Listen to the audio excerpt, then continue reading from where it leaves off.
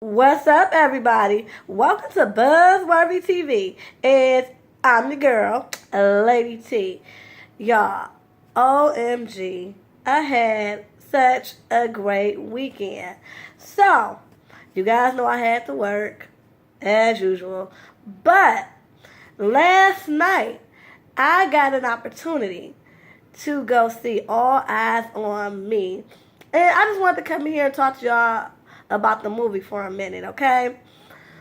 I don't want to move. I don't want to ruin the movie for you, so I'm just going to just let y'all know, just a couple things that I liked about the movie and things I didn't like. So let's just get into it. Let's talk about the characters first. So I liked the person who played Tupac. I thought he looked like them, and I liked his demeanor. I think he really tapped into not only Tupac's persona, but also his motivation into what led him to that persona, like the method to his madness. So I thought he did real good. Now the guy who played Biggie, he was the same Biggie from Notorious, so I was here for it, and he did good. He really did good. I like him. I like him a lot. Let's see. The Jada Pinkett Smith character. She was alright. I felt like she felt the criteria of being little and cute. But as far as her being a good actress in this movie, she is alright. Now, my best friend Candace said that she actually is a phenomenal actress. She is from the series Vampire Diaries. So I'm going to have to try to find some old reruns and catch her in Vampire Diaries. But yeah. But I mean, again, she wasn't bad. It was just, I don't know. I just think they could have did more with the Jada role. But hey, I guess sometimes you only can do what they give you on them paper. Anyway, so let's see. Tupac's mom, Afeni Shakur. I don't know who played her, but the person who played her did a heck of a job. I like that. Then, now the Suge Knight character, y'all,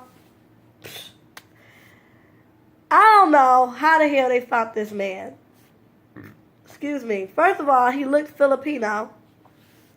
Second of all, I just didn't get that vibe from Suge. Like, I get that they was trying to keep this story even keel, and I'll get to that later. But he never gave me that Suge Knight, like, kind of feel. Like, that kind of dangerous, you kind of afraid of him type of thing. Yeah, he wasn't scary at all. So I didn't like him. Let's see, what else? Oh, the Snoop Dogg character. First of all, the Snoop Dogg character, he looked like Nick Cannon and sounded like Snoop. And I promise y'all, I think the reason why he sounded like Snoop is because Snoop probably had to do some voiceovers, because this man talked just like Snoop. I mean, it was almost freaking scary. It had to be a freaking voiceover. Okay, y'all. So that's it for like the characters. Overall, I thought the casting was really good. Suge Knight could have been done better. Jada was alright, but again, she wasn't in the movie that much, so I can deal. And she was a little cute, just like that, just like Jada. So okay. Now let's get to the actual story of the film. No, the meat and potatoes. So let's start off with what I liked about the film. What I liked about the film is that, again, it was very even keel. You know, a lot of times when you deal with biopics, especially when people in the family or the person themselves are not involved in the movie, they tend to exploit, all the negative. And so I'm glad that this wasn't a movie that exploited all the negative, but didn't make Tupac out to be a saint either. It was very even keel. It showed him not making the right decisions, but it showed what led up to that. It showed why he made those decisions. And so I really like that there was even keel, and in that sense, it was honest. They didn't try to make him out to be a bad guy, but they didn't try to make him out to be a saint. I liked how they talked about Afeni Shakur. I liked how they implemented, her work with the Black Panthers and, her relationship with Tupac's stepdad and how that affected her, which ended up affecting him and his sister and things of that nature. So, yeah, very interesting. What else did I like? I liked the fact that we got to see Tupac in love, not only with Jada, because we know they had a very special and intense relationship, which I'm glad we got to see that. And in some parts, I do think they captured it. Like I said, Jada Pinkett's character was kind of lackluster to me, but I did think that they caught the chemistry just a little bit. They did. I felt it. And what I felt also the love that he had for Quincy Jones's daughter and how she was trying to make him into a better man. And that was very compelling. You also saw all the stuff that he was going through as far as his financial issues, dealing with him being in and out of court and going back and forth to jail and things of that nature, which led him to sign with Suge Knight. And how, he loved Suge, not love Suge Knight, scratch that. How he appreciated Suge Knight, like as far as Suge Knight not playing no games and being able to take care of business and get that money. But he was smart enough to know that Suge Knight ain't nobody to be played with, so his thing was to get in and out. So to see that, you saw that he was very smart and very calculated in how he was trying to do things. It was just that shit kept getting in the way. So I really liked that part of the story. Just to see how, he was hanging around the wrong people, all these hangers on, and all this stuff with his previous record company, Interscope, and these legal troubles.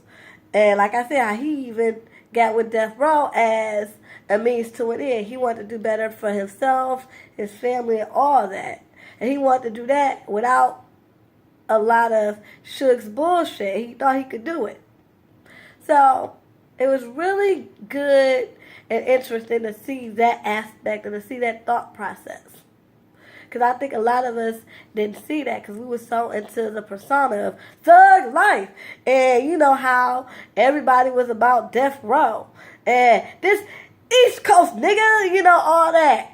And it was so much more to this East Coast, West Coast thing behind the scenes. And how, they were pissed off and they would throw jabs, the East and the West. But a lot of people was into this more than they were. A lot of hangers on, a lot of even some of these diehard fans were like poking at the situation and antagonizing the situation, which led to a lot of fatalities. So overall, I did like how they did the story. The end was blah. They had me until like the last 15 minutes. 20 minutes of the movie. And that's because I just thought it could have had a better ending. Tupac was just this legend. And I think that the ending could have been a little bit better. But, again, because overall it was a great movie, I tell everybody to definitely go see it. And to me, I just love the fact that they weren't trying to throw this man under the bus, nor were they trying to make this man a saint. And I think a lot of biopics should take, they cue from this. because a lot of times we watch these biopics. Like, I remember watching the Whitney Houston and Bobby Brown biopic. And like me and my best friend was saying, like, they sat up there and made Bobby Brown not to be such a bad guy. Yeah, they show him, drinking a lot, being like a male whore, but they really focused on how he put everything on her for Whitney.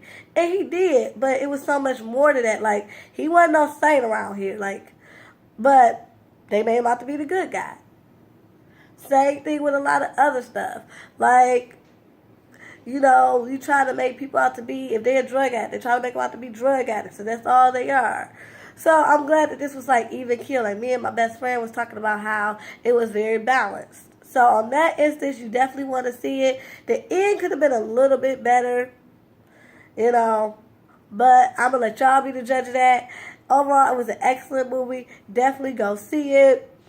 Again, I didn't want to ruin it for y'all, so I just wanted to give y'all like an overview and just tell y'all to go check it out. All right, y'all, till next time. Peace and love.